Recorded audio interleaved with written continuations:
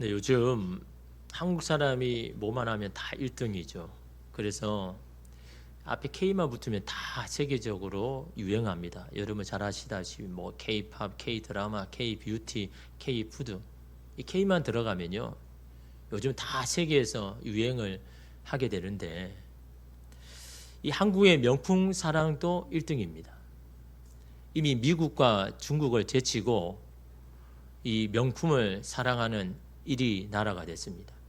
1인당 명품 구입비도 1등입니다. 모든 한국 사람이 하면 1등이죠. 근데 이런 건 1등 안 해도 되는데 굳이 한국 사람이 하여튼 1등 안 하면 안 되는 모양입니다. 여러분 명품에 대해서 부정적인 시각을 가진 사람도 있지만요. 근데 실제적으로 선물을 받는다면 그 마다할 사람이 누가 있겠습니까? 주면 좋죠. 내가 못 가지면 배 아프고 그렇지만 아니면 주면 거 어떻습니까? 여러분 얼마나 좋습니까? 저도 명품이 하나 있습니다. 예. 지인이 준 건데 코치라는 카드 지갑인데 좀 아는 사람 물어보니까 명품은 아니라고 하더라고요. 그냥 뭐 중급 되는 그냥 그런 이 브랜드인데 5년 전에 이렇게 지인한테 이렇게 받았거든요. 근데 10,000원 주고 산 카드 지갑이 수명을 다해서 그래서 어쩔 수 없이 상자를 개봉하고 이렇게 쓰고 있는데 어떤 분은 그럽니다. 목사님 아끼면 뭐 된다고. 있을 때 바로바로 써야죠. 제가 아끼는 게 아니라 필요하지 않기 때문에 아직 안 한 겁니다. 만약 여러분 10,000원 주고 산 카드 지갑이 계속 유지된다면 뭐 이렇게 풀 필요가 없죠. 수명이 다 했으니까 그냥 열어가지고 그냥 사용하는 건데 이런 물건은요 단지 나의 필요에 따라서 있는 것이지 그 물건이 내 인생을 결정한다. 내 인생이 성공했느냐 실패하느냐 그걸 판단한다. 그럴 수는 없는 거죠. 필요하면 그냥 사는 거고 필요하지 않으면 안 사는 거죠. 여러분 그것이 물질의 노예가 안 되고 물질의 주인 되어 살아가는 사람의 특징인 겁니다. 여러분 하나님께서 우리에게 많은 거 주셨죠?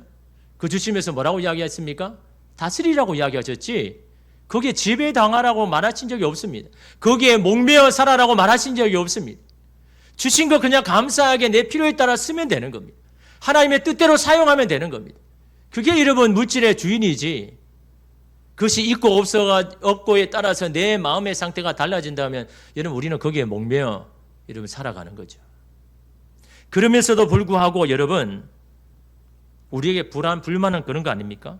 하나님 왜 모든 사람에게 공평하게 똑같이 만들면 되실 텐데 똑같이 만드셔서 그거 한 대로 평가하시면 될 텐데 왜 굳이 다르게 만드셔서 처음부터 차이가 나게 하십니까? 이게 사실 우리의 하나님에 대한 불만이잖아요. 그렇지 않습니까? 똑같이 만드셔가 똑같이 절대평가하면 되는데 왜 굳이 다 다르게 만드셔가지고 그러시는지. 여러분 옛날에는 결혼할 때 그런 말을 하잖아요. 결혼해서 처음 어떻게 시작하는지 거기에 따라서 결혼 생활의 고생과 행복이 결정된다고. 그래서 여러분 뭘 물어봅니까? 결혼 생활하면 월세로 시작하는지 전세로 시작하는지 아니면 집을 사서 시작하는지. 물론 처음부터 여력이 있어서 집을 사서 시작하면요 돈은 빨리 모으겠죠. 그만큼 고생은 덜 하지 않겠습니까? 물론 그게 맞는 말이지만 또한 여러분 다 맞는 것은 아니죠. 요즘은 여러분 수저 논란이 있지 않습니까? 누구는 금수저인데 나는 왜 흙수저냐. 여러분 결국은 여러분 이렇게 말하는 이유가 그거 아닙니까? 내가 지금 이런 것은 처음 출발부터 뒤처졌기 때문이다 라고 하는 자기 보호의 차원에서 하는 이야기죠. 금수저라고 항상 행복하라는 법이 있습니까? 흙수저라고 늘 힘들고 지질이 궁상만 그런 삶을 살라는 보장이 어디 있습니까? 물론 여러분 인간이기 때문에 남과 비교하지 않을 수가 없죠. 보이는데 어떻게 합니까? 눈이 가는데 어떻게 합니까? 내 인생보다 남의 인생이 좋아 보이는 것 때문에 속상한 걸 어떻게 하겠습니까? 그러면서 여러분 오늘 우리 가운데 그런 게 있잖아요. 나는 어떤 삶을 살기 원한다라는 막연한 기대가 있잖아요. 그런 삶을 가지고 우리는 살아가는데 살다 보면 막 여기저기 부딪히고 깨지고 해서 내가 원하는 삶은 온데간데 없고 내가 원하지 않는 삶을 여러분 대부분 살아가잖아요. 자기 원하는 대로 삶대로 살아가는 사람 몇 명 있습니까? 아마 여기는 아무도 없을 것 같아요. 그런 삶을 살려고 이름 살은 적이 아니잖아요. 그래서 나오는 하소연은 그런 거 아닙니까? 하나님, 왜 저를 이렇게 만드셨습니까? 왜 나를 남보다 이렇게 부족하게 만드셔서 내가 원하는 인생을 살지 못하게 하는 것입니까? 이 하나님에 대한 불만 아닙니까? 왜 나를 이런 가정에서 태어나게 하셔서 나를 힘들게 하십니까? 왜 나를 이런 사람을 만나서 나를 힘들게 하십니까? 이게 하나님 앞에 우리가 드리는 불만 아닙니까? 하나님께서 잘못 만드신 건 아닙니까? 실수하신 건 아닙니까? 불공평한 거 아닙니까? 거기에 대한 답변으로 오늘 바울이 우리에게 말씀하고 있는 겁니다. 여러분 19절 보십시오. 혹 내가 내게 말하기를 그러면 하나님이 어찌하여 허물하시느냐? 누가 그 뜻을 대적하느냐 하리니라는 말은 건 그렇게 질문한 사람이 있다라는 겁니다. 여러분 이 말씀만 가지고 참 이게 뭘 이야기하는지 모르겠죠. 현대의 성경으로 보면요 이렇게 번역했습니다. 그렇다면 어째서 하나님이 우리에게 잘못이 있다고 나무라십니까? 하나님의 뜻을 거역할 사람이 아무도 없지 않습니까? 라고 질문할 사람이 있을지 모르겠습니다. 우리 이 말씀 현대인을 보니까 뭔가 좀 이해가죠. 그렇게 질문할 사람이 있다라는 겁니다. 그게 여러분 15절에서 18절에 나오는 이야기를 들은 사람이 충분히 가능한 질문이다. 그렇게 질문할 거다라고 말씀하는 겁니다. 여러분 15절 18절 말씀 무슨 말입니까? 하나님께서 누구를 선택하시고 누구를 내버려 두시기를 작정하셔 놓고서는 바로와 같은 사람을 강박하게 하시고 또한 그를 더 큰 죄에 빠지도록 내버려 두셨으면서 왜 바로와 같은 사람에게 너는 왜 그렇게 사느냐라고 말하고 책망하는 게 이게 바른 겁니까? 이게 맞는 겁니까? 그렇게 질문한 사람이 있다는 거예요. 다시 말하면 하나님께서 의인과 악인, 구원받을 자와 구원받지 못할 자를 미리 정해놓고서는 그들 보고 야, 왜 너 그렇게 살아? 라고 말하는 것이 이게 맞는 말입니까? 이거 틀린 거 아닙니까? 라는 질문을 한 사람이 있다라는 겁니다. 하나님이 천한 그릇으로 만들어 놓으셔놓고 왜 그렇게 너는 그렇게밖에 살지 못하느냐? 라고 말하는 것이 이게 맞는 겁니까? 라고 질문한 사람이 있더라라는 겁니다. 여러분 우리도 그렇잖아요. 하나님 왜 저를 이렇게 만드셔놓고 아니 왜 이렇게 이끌어셔놓고 왜 우리 보고 너는 왜 그렇게 불만하고 원망하며 그렇게 사느냐라고 말하는 거 하나님 이게 도대체 이게 맞는 말입니까? 하나님이 그렇게 만드셨지 않습니까? 라고 질문한 사람이 있더라라는 겁니다. 여기에 대해서 바울이 뭐라고 하느냐? 여러분 20절 보십시오. 이 사람아 내가 누구이기에 감히 나를 하나님께 반문하느냐? 지음을 받은 물건이 지은 자에게 어찌 나를 이같이 만들었느냐 말하겠느냐라고 이야기하죠. 다시 말해 뭡니까? 피조물이요. 만들어진 사람이 창조적에 만든 사람에게 하나님 왜 나를 이렇게 만드셨습니까? 라고 질문할 자격이 피조물에게 있느냐라고 이렇게 이야기하죠. 그러면서 이런 말을 덧붙입니다. 21절에 보니까 토기장이가 진흙 한 덩이로 하나는 귀 있을 그릇을 하나는 천에 있을 그릇을 만들 권한이 없느냐. 어떤 그릇을 만들지 어떤 용도로 만들지는 전적으로 토기장의 마음이지 않느냐. 토기장에게는 그런 권한이 충분히 있다라는 취지로 말하죠. 여러분 이 말만 들으면 어떻습니까? 하나님이 그렇게 하시겠다는데 왜 인간이 왈가왈부하면 돼 안 돼? 라고 우리의 입을 닫게 만들죠. 더 이상 하나님 앞에 대꾸는 못하게 만들죠. 그래서 여러분 이 구절을요 이중 예정론자들이 즐겨 쓰는 구절입니다. 하나님이 그렇게 정하셨다라는 거예요. 창세전부터. 그러나 이런 바울이 말하고자 원하는 게 뭘까요? 정말 그들이 말하는 대로 그걸 이야기할 거예요. 그것은 전적으로 하나님의 권한 안에 있는 것이니 불평하지 말고 속상해하지 말고 숙명으로 받아들여라. 그런 뜻으로 말씀하시는 걸까요? 도무지 이해가 되지 않고 서운해도 그냥 참고 살아라. 라는 그런 뜻으로 말하고 있는 걸까요? 아닙니다. 그런 뜻이 아닙니다. 어떤 삶, 어떤 용도로 지어졌던 그게 중요한 게 아니라 그 용도대로 잘 살고 있는지, 그게 하나님께서 우리에게 원하시는 겁니다. 네가 천한 것을 그릇인지 귀한 그릇인지 내게는 중요하지 않다. 그냥 내 용도와 내 목적대로 그냥 지은 것뿐이다. 근데 네가 그 그릇으로 잘 살고 있느냐? 어떻게 살고 있느냐? 나는 그것이 내가 관심을 가지고 있는 부분이다 라고 여러분 말씀하고 있는 겁니다. 그들이 간구하고 있는 것은 뭡니까? 하나님의 궁휼하심이야. 그걸 여러분 생각하지 않는 겁니다. 여러분 22절 우리 함께 읽겠습니다. 만일 하나님이 그의 진노를 보이시고 그의 능력을 알게 하고자 하사 멸하기로 준비된 진노의 그릇을 오래 참으심으로 관용하시고, 21절에 천이 있을 그릇을요 22절은 뭐라고 합니까? 멸하기로 준비된 진노의 그릇이다 라고 이야기합니다. 이 진노의 그릇이 누구입니까? 누구를 지칭합니까? 이방인을 말하죠. 이방인. 하나님을 믿고 살아가지 아니하는 그 이방인들을 향하여 멸하기로 작정된 진노의 그릇입니다. 그런 것을 하나님 어떻게 하십니까? 예정된 대로 던져서 산산조각 내버리십니까? 아니죠. 어떻게 하신다고 하십니까? 오래 참으심으로 관용하시고. 관용이란 말은요, 관대하게 대한다는 겁니다. 너그럽게 대한다는 겁니다. 친절하게 대한다는 겁니다. 누구를요? 진노의 그릇. 멸하기로 작정되었지만 그 이방인들을요 오래 참으신다.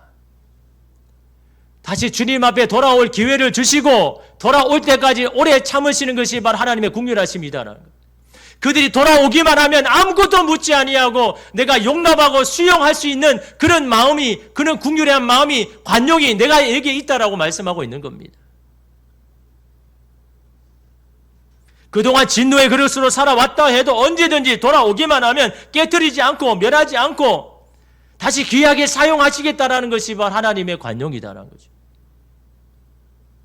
그럼에도 멸망을 당하는 자들이 있죠. 그들은 누구입니까? 이런 하나님의 관대하심에도 불구하고 고집을 부리고 돌아서지 않고 끝까지 죄 가운데 여전히 있는 자들, 그건 그들의 책임이다. 하나님께서 멸망하시도록 정하신 하나님의 책임이 아니다라는 겁니다. 하나님이 돌아오실 기회를 다 주시고 오래 참으시고 끝까지 참으시고 그들이 언제든지 돌아오든지 하나님을 너그럽게 대하시는 하나님의 궁휼하심이 있는데, 그럼에도 불구하고 돌아서지 않고 고집을 부리고 아집을 부리고 자기의 뜻대로 살아가는 자들은 어떻게 하겠느냐?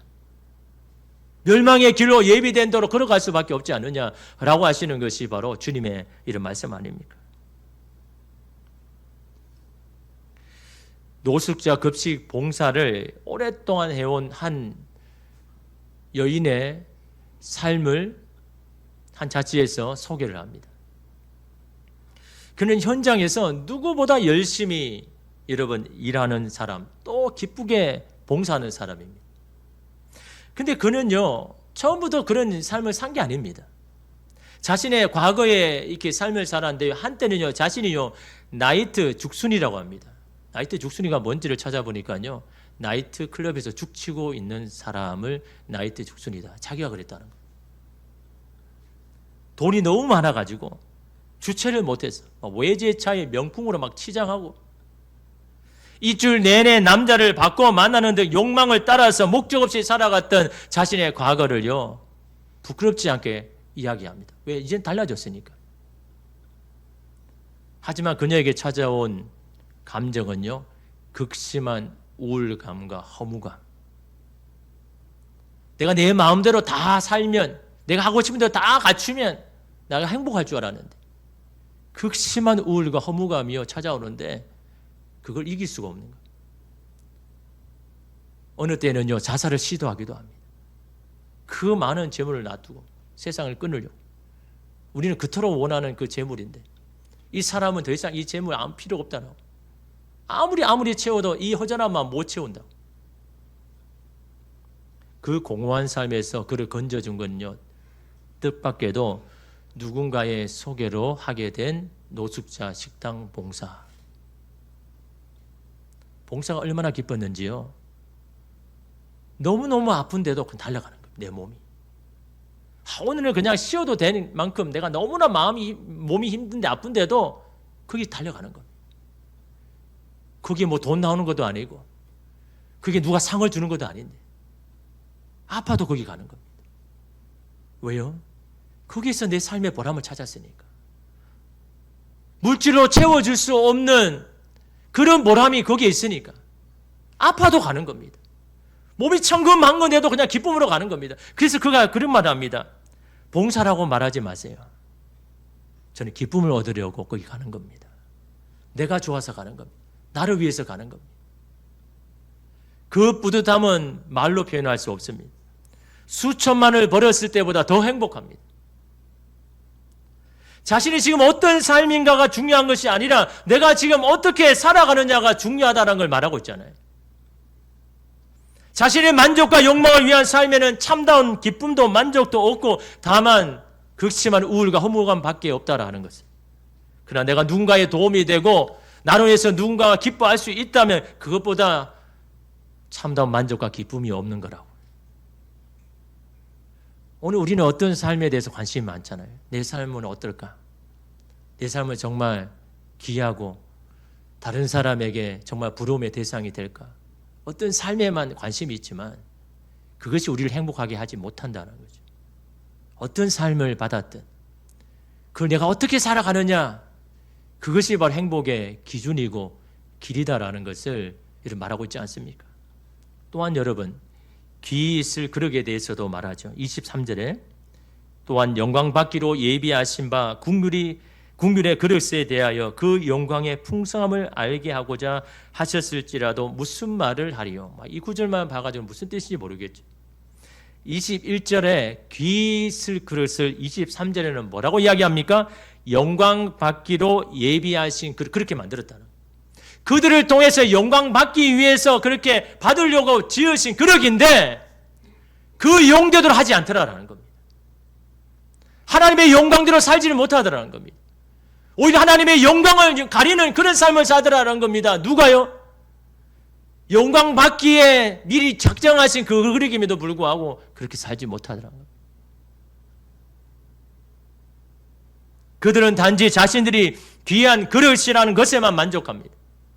하나님의 백성으로 선택되었다는 것에만 관심이 있습니다.